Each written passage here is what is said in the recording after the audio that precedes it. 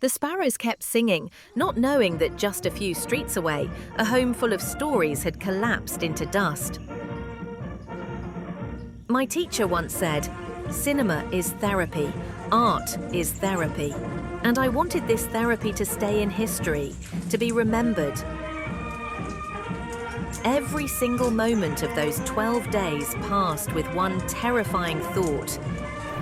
The trail of a missile could erase a story, a person, someone just a few meters or kilometers away. With every explosion, I jumped, whispering in my heart, "God, please protect the mothers, the children, the trees, the animals."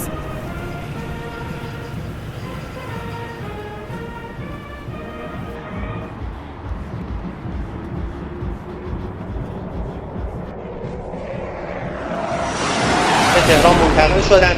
نیروهای امنیتی و نیروهای آتش‌نشانی و امدادی در محل حاضر هستند و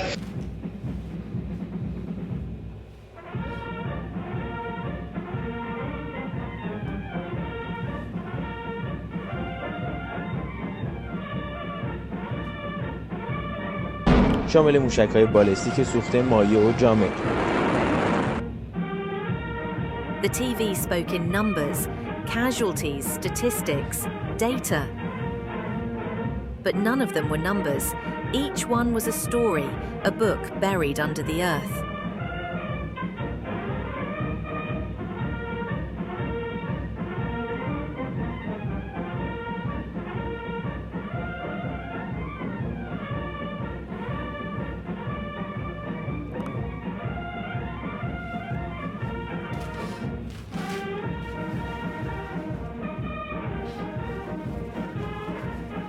"12 days went by, and suddenly the fire of war and hatred went silent.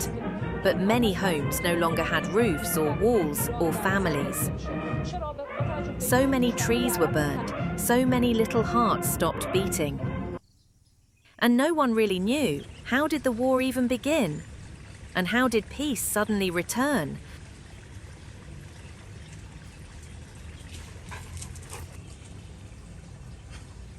I had never felt this kind of emptiness before, this darkness inside.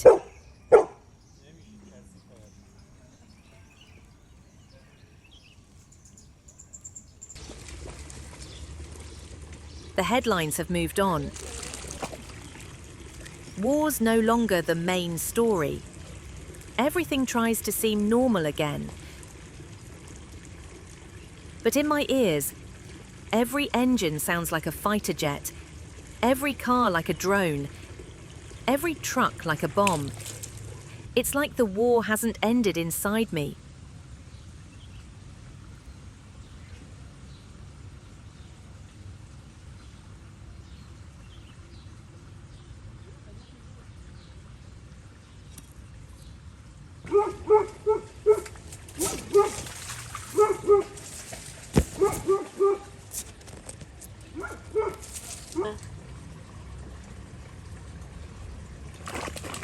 Like Bahram Beyzai once said, Ferdowsi wrote so much in Shahnameh about rage, revenge, war and their consequences. But no one listened. No one wanted to learn.